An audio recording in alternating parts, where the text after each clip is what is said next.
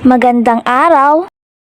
Ang ating tatalakayin sa araw na ito ay ang guro, ang curriculum at ang pagtuturo ng sining ng wika. Sa bahaging ito ng aklat, ilalahad ang mga batayang kabatiran para sa mabisang pagtuturo ng sining ng wika gaya ng ang curriculum, ang pinakapuso ng ating edukasyon. Pangalawa, mga dulog, metodo at teknik sa pagtuturo ng wika. At panghuli, mga klasiko at kontemporaryong dulog at metodo sa pagtuturo ng wika. Ang wika sa larangan ng edukasyon. Patuloy ang pagpapaunlad at pagpapalaganap ng wikang Filipino bilang wikang pambansa at wikang opisyal ng Pilipinas at bilang wikang panturo sa mga paaralan. Sa Konstitusyon ng 1987, maraming magagandang probisyong pangwika ang nakapaloob dito kaugnay sa pagtuturo at paggamit ng Filipino bilang wikang panturo.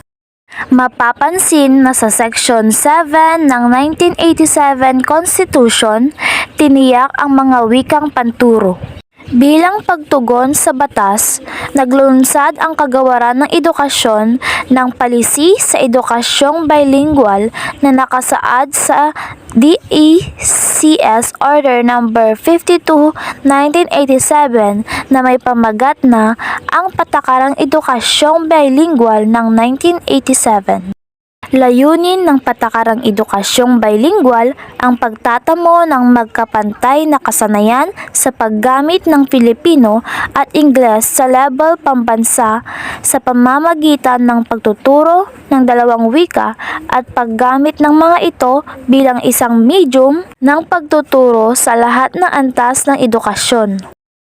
Sa unang talata ng Kautosang Pangkagawaran bilang 52, malinaw na tinukoy na ang edukasyong bilingual ay ang pagkahiwalay ng paggamit ng Filipino at Ingles bilang wikang panturo sa mga tiyak na aralin o subject sa curriculum. Sa pagpapakahulugang operasyonal, ang Filipino ay gagamiting wikang panturo sa mga aralin na may tuwirang kinalaman sa kultura, samantalang Ingles ang wikang panturo sa mga araling walang kinalaman sa kultura. Vernacular. Gagamiting wikang pantulong ang vernacular sa mga tiyak na pangangailangan sa pagtuturo at pag-aaral sa iba't ibang lugar at relihiyon. Dumako naman tayo sa pagtuturo ng Filipino. Ayon kay Gonzalo 1998, isa sa pinaka-epektibong tagapagpalaganap ng batayang kaalaman sa Filipino ay ang sistema ng paaralan. Dito, itinuturo ang Filipino bilang isang wika at ginagamit itong medium ng pagtuturo sa Filipino, agham panlipunan, edukasyon sa pagpapalakas, edukasyon sa pagpapahalaga, at iba pa. Ang pagiging epektibo at kabisaan sa Filipino ay dahil sa itinuturo ito sa isang kapaligirang pabor sa wika. Bunga nito, nagiging mabilis ang pagkalat ng wika. Sa elementarya, 2 taon ang dapat na pagtuturo ng Filipino sa elementarya. Ito ay ang paglilinaw ni Gonzalo. Una, sa mga nagsasalita na ng Filipino, dapat silang sanayin sa mabisang pag-aaral ng pagbabasa at pagsulat sa wika. At ikalawa, sa mga di-Tagalog na kailangan pang maging bihasa sa Filipino, makatutulong ang pagtuturo sa kanila ng Filipino bilang standard na wika at sanayin sila sa pakikinig at pagsasalita. Ang dapat mangyari sa paaralang elementarya ay maging mabilis ang pagkatuto ng mga estudyante sa paggamit ng Filipino para sa madali nilang maunawaan at maipaliwanag ang mga kaalaman sa mga araling pangnilalaman o content subject sa pamamagitan ng wikang ito. Sa sekundarya, Kailangan ang pagpapaunlad ng mga gawain sa pagbasa at pagsulat. Jean Piaget, isang psikolohista, ang formal na hakbang ng kognitibong paglinang. Dapat na matutuhan na nilang harapin ang mga gawain para sa mas mataas na order kognitibo sa Filipino. Hindi lamang kaalaman ng mga katotohanan o facts ang kailangang matutuhan sa paaralang sekundarya. Dapat ding maglaan ng mga gawain para sa ganap ng pag-unawa ng iba't ibang teksto sa larangang akademiko gaya ng paglalapat ng mga prinsipyong natutuhan sa konkretong sitwasyon, paggawa ng makabuluhang analisis, pagbubuo ng synthesis at malikhaing pagbuo ng mga pangyayari at ebalwasyon. Kung sahol ang pagtuturo sa mga ganitong gawain, magiging mababaw sa wika ang isang mag-aaral gaya ng tinatawag ng mga linguist na Scandinavian na semilingual. Ito'y walang kakayahang makagamit ng anumang wika sa gawaing nangangailangan ng mas mataas na order o kognisyon. Kailangan ding hamunin ang mga mag-aaral na magpahayag ng sarili sa Filipino tungkol sa mga isyong sopistikado at mataas na kaisipan. Higit na makikita ito sa mga paglalahad na deskripsyon, eksposisyon at panghihikayat kaysa sa pasalaysay. Kailangang sanayin din ang mag-aaral sa tinatawag na display speech. Isang pagpapahayag tungkol sa mga referent o bagay o tao na hindi nakikita kundi nasa ibang lugar. Ayon sa mga psikolohista, ang ganitong kasanayan ay hindi likas na natatamo. Kailangan nito ang alaga-alaga at pagsasanay. Sa tersyarya, ayon pa rin kay Gonzales, 4 na mahalagang puntos ang dapat na isaalang-alang sa pagtuturo ng Filipino sa antas ng tersyarya. Una, dahil sanay na sa Filipino ang mga estudyante pagtungtong sa kolehiyo sa level ng BIC o Basic Interpersonal Communication o iyong Filipino para sa gamit sosyalisasyon o social language skills, ang kailangan nila ay ang Cognitive Academic Language Proficiency or CALP. Ano nga ba ang CALP? Tinutukoy ng CALP ang kakayahang gamitin ang wika sa mga sitwasyong tinatawag na context-reduced, ang kakayahang gamitin ang wika sa pag-aaral at pagtatalakay ng mahihirap na kaisipan o abstractions. Sa madaling salita, malapit na kaugnay ng literacy ang CALP, ang kakayahang gamitin ang wika bilang kasangkapan ng karunungan, pagbasa para sa mensahe at para masiyahan at maglibang, pagsulat upang makipagtalastasan sa iba at marahil, ang mas mahalaga, magagamit ang wika sa paglilinaw ng kaisipan at pagtuklas pa ng mga bagong kaalaman at kaisipan. Ikalawa, huwag ituro ang balarila kahit na makabago pa. Isang abstraktong disiplinang theoretical ang balarila. Hindi ito daan sa mas mataas na kasanayang pangwika, kundi sa kasanayan sa pagsusuri sa araling lingwistika. Sa kabilang dako, nararapat pa rin sigurong bigyang puwang ang pagtuturo ng ilang aspektong pambalarila dahil kailangan ito sa pagpapataas ng paggamit ng wika.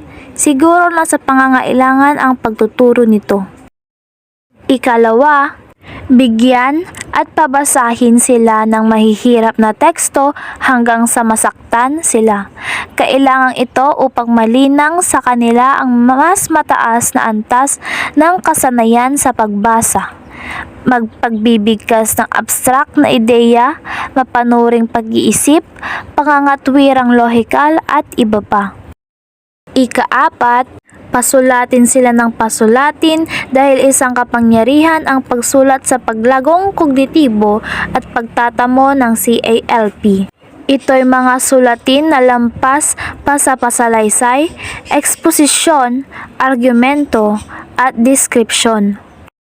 Ayon kay Comments 1981, Ang CALP, kapag natamo sa unang wika, ay magagamit o maililipat sa iba pang wika na matututuhan ng isang tao. Sa madaling salita, kapag naging edukado ang isang tao, siya ay kikilalanin bilang isang tunay na edukado. Sa ganitong kalagayan, matututuhan at magagamit niya ang wika na nakasanayan bilang kasangkapang pangkarunungan o intellectual tool.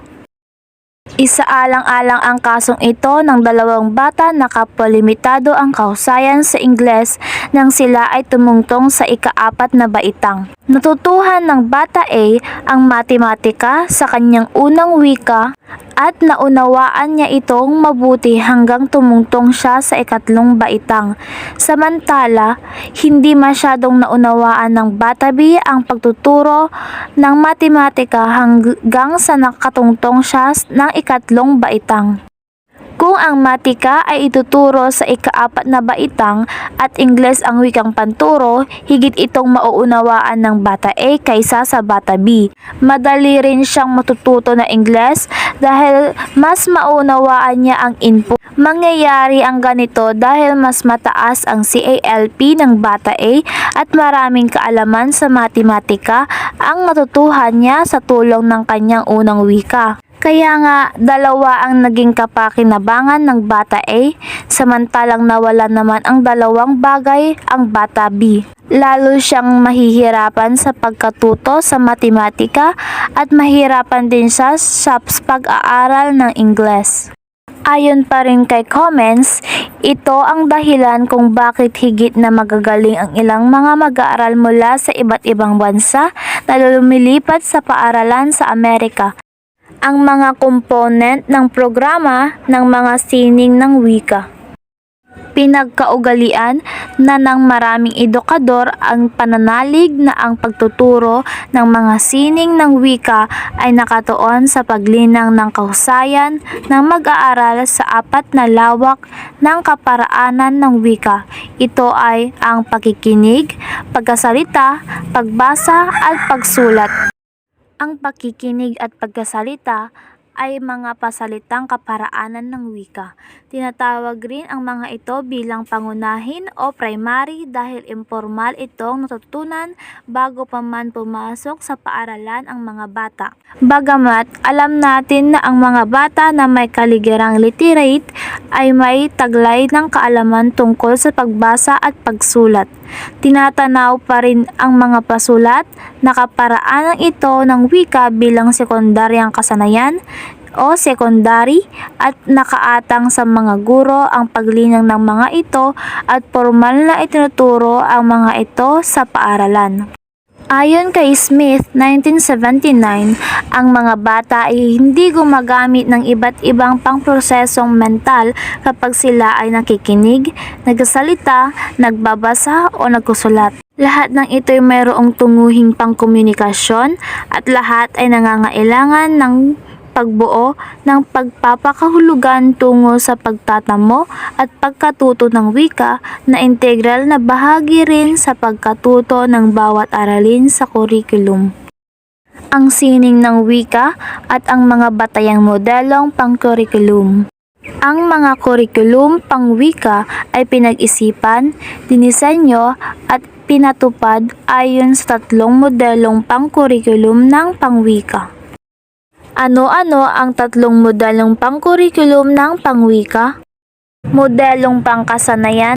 Masasalamin sa modelong ito ang paniniwala na ang layunin sa pagtuturo ng sining ng wika ay ang mastery o lubusang pagkatuto ng mga kasanayan sa wika. Ang pagtuturo ng wika sa maraming classroom ay nakapokus sa isang may hierarkiya at sunod-sunod na pagtuturo at pagkasanay ng mga competency o kasanayan. Kahit na ang ganitong kalagayan ay di pinanaligan at pinuna ng maraming pananaliksik at ng mga edukador hinggil sa kabisahan ng ganitong pagtuturo. Ang pamanang modelo. Layunin ng mga tagapagtaguyod ng modelong ito sa pagtuturo ng wika ang paghahatid o transmission sa susunod na mga salinlahi ang mga pagpapahalaga, tradisyon at kultura sa pamamagitan ng pag-aaral ng ilang tiyak na lawak ng literatura at mga walang maliw na karanasan gamit ang mga babasahin sa iba't ibang genre at iba't ibang anyo ng pagpapahayag, pasalita o pasulat. Ang halimbawa ng modelong ito ay ang mga programa sa pagtuturo ng wika at panitikan. Ang pangatlong modelo ay ang modelong tuon sa mag-aaral. Kakaiba ito sa naunang dalawang modelo dahil ang kurikulum ay hindi nakabatay sa mga aklat o pagsusulit. Layunin ng modelong ito na mapasigla ang pagkatuto sa mga pangprosesong pangwika na inaasahang hahantong sa pagsulong at pagkatuto ng bawat mag-aaral sa mga lawak na pangkasanayan at mga nilalaman. Mga mithiin o goals sa pagtuturo ng mga sining ng wika. Kung iguguhit mo sa isang canvas ang mga mag-aaral na produkto ng isang mahusay na programa sa pagtuturo ng mga sining ng wika, ano ang kabuuan niya? Hayaan ninyong ilarawan ko sa tulong ng ilang piling salita ang mag-aaral na ito. Siya iyong mag-aaral na may sapat na kaalaman sa wika, alam kung paano gagamitin ang wika, at may kabatiran bakit ang wika at literacy ay napakahalaga para sa isang puspos at makabuluhang pakikipamuhay. Pagkatapos ng elementarya at sekundarya, inaasahang ipapakita ng mga mag-aaral ang sumusunod. Kasiyahan sa pagbasa at pagsulat, at inaangkin ang mga kasanayang ito bilang integral na bahagi ng kanilang pang-araw-araw na buhay. Kahusayan sa paggamit ng wika upang maunawaan ang kanilang sarili, ang ibang tao at ang kanilang daigdig. Nagagamit ng mabisa ang wika bilang instrumento upang maisagawa ang anumang bagay. Ang kahusayan sa paggamit ng wika, pasalita o pasulat man ay nagsisilbing kasangkapan nila upang maging kapaki-pakinabang na mamamayan. Epektibong nagagamit ang wika sa kanilang pagsasalita, pakikinig, pagbasa at pagsulat. Nagagawa rin nilang magbasa at magsulat ng iba't ibang uri ng teksto gaya ng sanaysay, pagsasalaysay, tula at mga ekspositoring teksto bilang tugon sa iba't ibang layunin at mga uri ng target na audience. Natutukoy ang wika na may intensyon ng pagmamanipula at pagkontrol sa kanila at nagagamit ng mahusay ang wika upang tugunin o hadlangan ang ganitong mga pagtatangka. Dapat na maging language tourist at may sapat na kaalaman sa mga proseso ng wika. Nakauunawa at nakakagamit ng mga teknik sa paglikha ng mga kaisipang nais nilang ipaloob sa kanilang sulatin at na imo-monitor ang kanilang mga layunin at pangprosesong isagawa sa pagbabasa. Napapahalagahan at nabibigyan ng kaukulang respeto at paggalang ang wika at kultura ng ibang tao. Nagagawa rin nilang makipagtalastasan sa mga taong ang dialek, pamanang pangwika o kultura ay sadyang kakaiba sa kanila. Sa ganitong kalagayan, magagawa nilang mapahalagahan ang pagkakaiba at pagkakatulad ng iba't ibang pangkat kultural. Mga patnubay sa paglinang ng kurikulum para sa mga sining ng wika. Ang kurikulum ay kailangang nakaangkla sa mga pinanaligang pananaliksik sa mga teorya sa pagtatamo at pagkatuto ng wika. Ang kurikulum ay kailangang nakafocus sa mga mag-aaral. Ang mga mag-aaral ay kailangang maging batayan sa pagtiyak ng anyo at nilalaman ng pagtuturo. Ang kurikulum ay nararapat na may pantay na pagbibigay diin sa mga produkto at pagproproseso pangwika at kinakailangang tanawin ang mga ito ng may pang-uugnayan.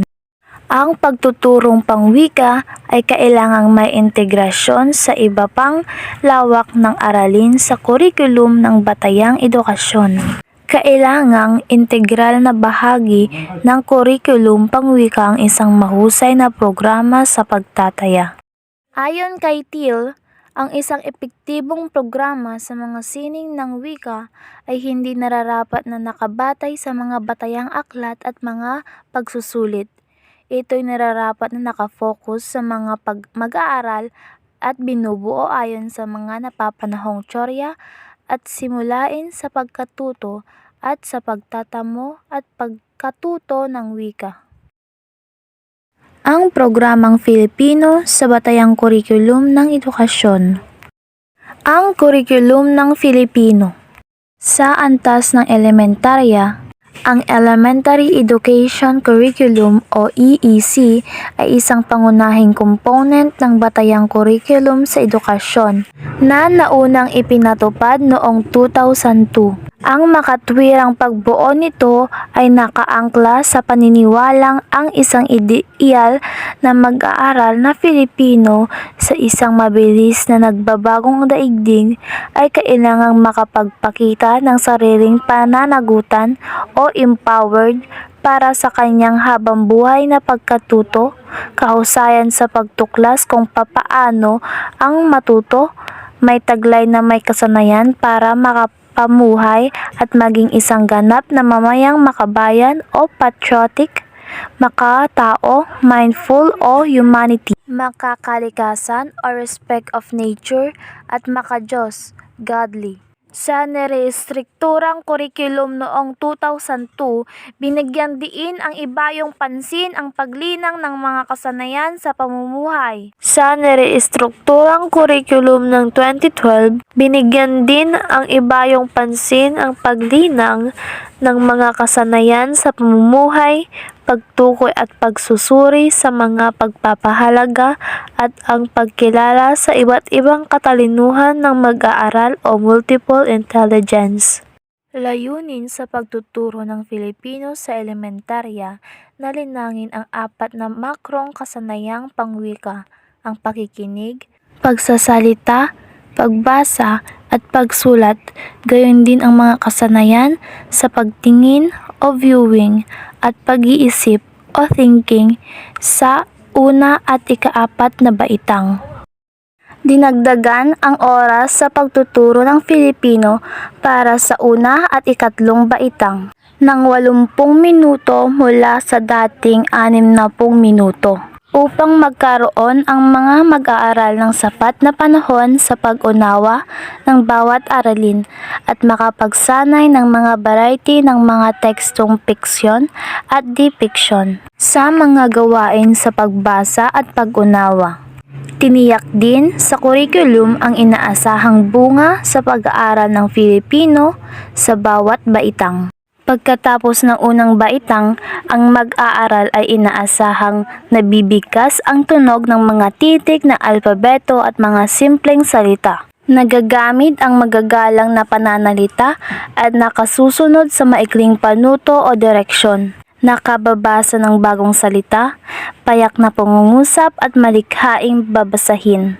Naisusulat ang sariling pangalan at mga payak na pangungusap ng maayos at may wastong bantas. Pagkatapos ng ikalawang baitang, ang mga mag-aaral ay nakapagsasabi ng pangunahing diwa ng kwento o saknong ng tula. Nakababasa ng may wastong paglilipon ng salita, nakapaglalarawan ng mga tao, bagay o puok. Nagagamit ang mga salitang kilos sa mga pahayag at nakabubuo ng mga pangungusap ayon sa gamit.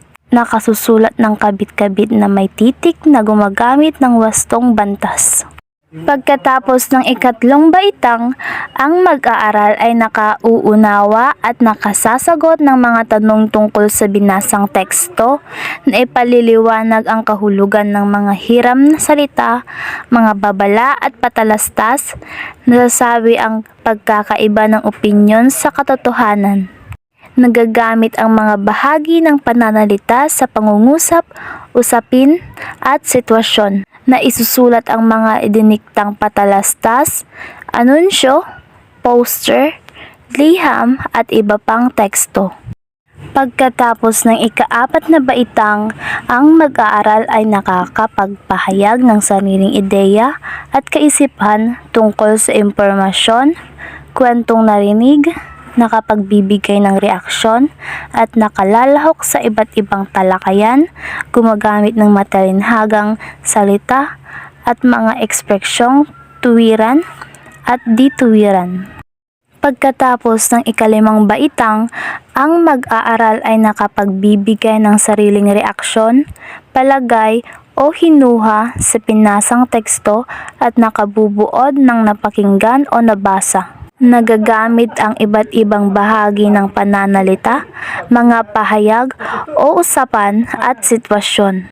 Nakagagamit ng diksyonaryo, thesaurus, at iba pang sanggunian sa paghahanap ng impormasyon at nakasusulat ng balita, biro, anekdota, patalastas, poster, at sulatin na may 15 at 20 pangungusap.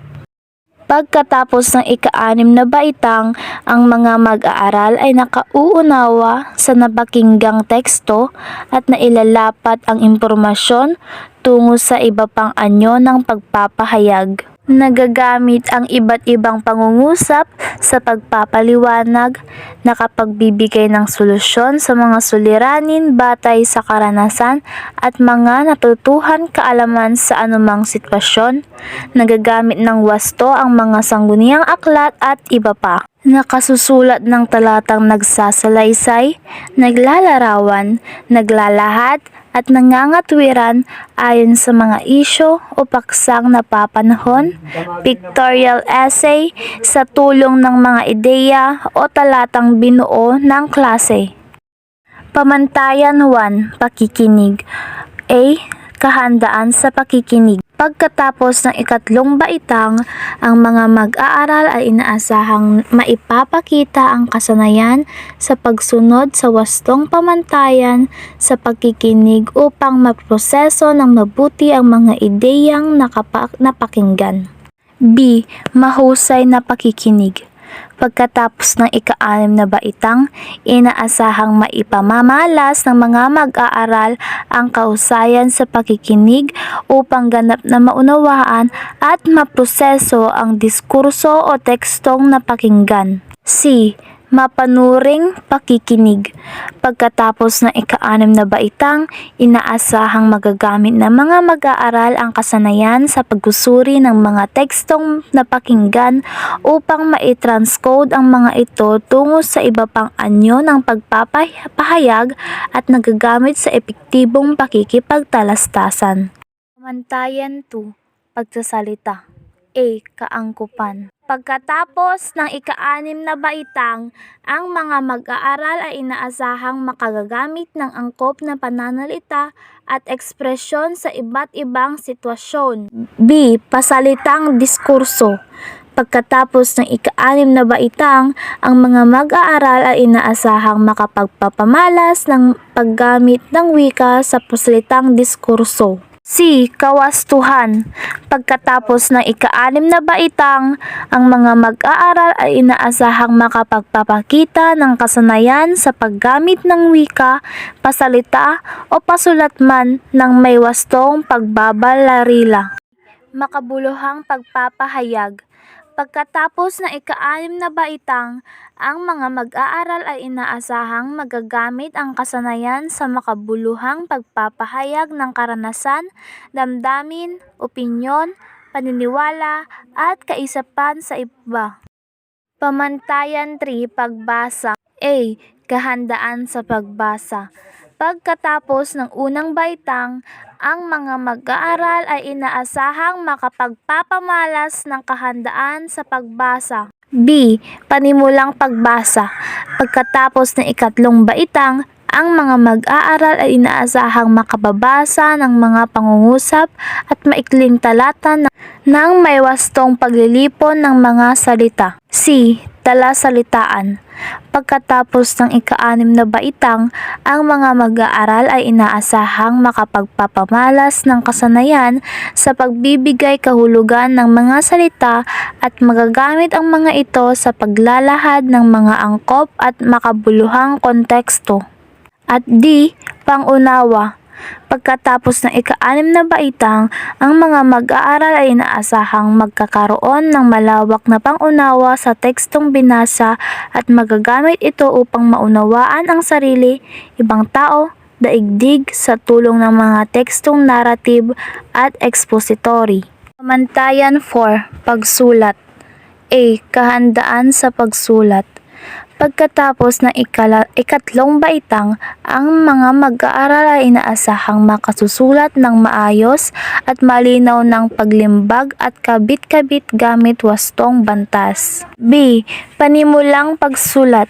Pagkatapos ng ikatlong baitang, ang mga mag-aaral ay inaasahang makasusulat ng maayos at malinaw ng iba't ibang diskurso. C. Maunlad na pagsulat. Pagkatapos ng ika-6 na baitang, inaasahan ang mga mag-aaral ay magagawang mailahad ang kanilang malayang ideya sa formal o di-formal na komposisyon para matugunan ang kanilang layunin sa pagsusulat. Sa sekundarya, ang kurikulum ay isang panlahat na pantulong para sa mga paaralan at laging bukas sa anumang pagbabago. At bilang tagapagpatupad ng alinmang kurikulum, tungkulin nating gawin itong makabuluhan at taga sa panahon. Paano? Taong 2005, 3 taon pagkatapos ng implementasyon ng piloting ng BEC, nagsagawa ang DepEd ng ebalwasyon nito upang alamin ang kanyang viability o humihinga pa ba at efficacy, kabisahan. Noong ika-5 at ika-6 ng Enero 2006, tumawag ang Kawanian ng Edukasyong Sekundarya ng isang konsultatibong pulong sa Filipino at iniulat nila ang kinalabasan ng isang survey na kanilang isinagawa sa ilang representatibong paaralan sa buong Pilipinas. Isang pangunahing rekomendasyon ng survey ang pagre-review ng BEC Filipino na nakatuon sa balangkas, nilalaman at mga kasanayan sa pagkatuto. Habang isinusulat ang aklat na ito'y naghahanda na ang Kawanian ng Edukasyon sa Sekundarya Filipino para maipalabas na ang kanilang pinakakinis na kurikulum na tatawaging Refined Secondary Education Curriculum. Inaasahang nakapaloob dito ang lahat ng obserbasyon sa ginawang survey hinggil sa kabutihan at kahinaan ng BEC curriculum sa Filipino. Mako naman tayo sa antas ng tersyarya. Sa mga kolehiyo at pamantasan, ang binibigyang diin ay ang mas malawak na kaalaman sa paksa at pagde-develop ng mataas na level ng pag-iisip. Mas madalang ang pagsusulit, malamang 2 o 3 beses lamang isang semestre at kakailanganin ng bawat mag-aaral ng makapagtamo at makaunawa ng higit na maraming kaalaman at impormasyon upang mapagtagumpayan ang mga pagsusulit. Kaantabay sa ginawang pagre-restruktura ng kurikulum sa batayang edukasyon, gumawa rin ng kaukulang pagre-review at revision sa kurikulum ng Filipino sa tersyarya. Katulad ng anumang pagbabago o revision sa kurikulum, tumagal ang prosesong ito bago nabuo ang draft na inihanda at isinailalim sa isang pagsusuri. Napagtibay ang draft sa pamamagitan ng serye ng mga regional na konsultasyon. Ang binagong kurikulum sa Filipino sa tersyarya ay inaasahang makatutugon sa ilang kahinaang natuklasan sa umiiral na kurikulum gaya ng mga sumusunod. Kawalan ng artikulasyon sa pagitan ng mga kurso kaya't hindi makita ng mga mag-aaral ang halaga o silbi ng anumang kurso sa kasunod nito. Kakulangan sa nilalaman at mga kasanayang pampang-isipan na dapat linangin. Ang nirebisang kurikulum sa Filipino sa tersyarya ay may tuon sa pagpapalawak ng gamit ng wikang Filipino para sa mga layuning intelektual. Narito ang pagbabago sa pagpapangalan ng Araling Filipino General Education Curriculum. Filipino 1. Komunikasyon sa Akademikong Filipino o sining ng pakikipagtalastasan. Filipino 2. Pagbasa at pagsulat tungo sa pananaliksik o pagbasa at pagsulat sa iba't ibang disiplina. Filipino 3. Masining na pagpapahayag o retorika. Sa lalong ikalilinaw ng pagpapatupad ng CHED Memorandum Order No. 59/1996, pinapalabas ng CHED Memorandum No. 4/1997 na may pamagat na panuntunan sa pagpapatupad ng CHED Memorandum Order No. 59/1996 New General Education Curriculum. Niyak sa CMO No. 4/1997 na ang pinakamahabang kailanganin ng NEGEC sa CMO No. 59/1996 para sa Filipino sa antas ng tersarya ay 9 na unit para sa mga estudyante ng Humanities, Social Sciences at Communication. Tinatawag itong GEC Plan A. Para naman sa mga mag-aaral na hindi kumukuha ng HOSOCOM, 6 na unit lamang ng Filipino ang dapat kunin. GEC Plan B naman ang tawag dito at sumasaklaw sa mga kursong enhenyero, marine, agham, matematika, pangangalakal, agrikultura at iba pa.